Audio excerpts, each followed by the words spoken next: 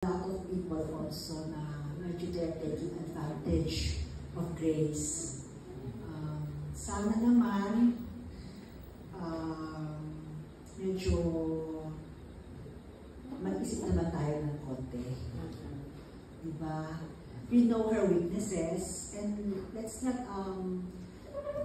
so much pinch nor punch into it. Kasi I know that I'm not telling that it's you guys, okay? Pero let us also be vigilant naman sa mga nag-take advantage sa kapatid natin na to. Diba? We know that some people really take advantage of her also. Let's also be concerned about her. Kasi she's very much concerned about people, about us. But who will be very much concerned about her also? God loves her, and we have to love her too. Because she has so much love for the souls and for each and every one.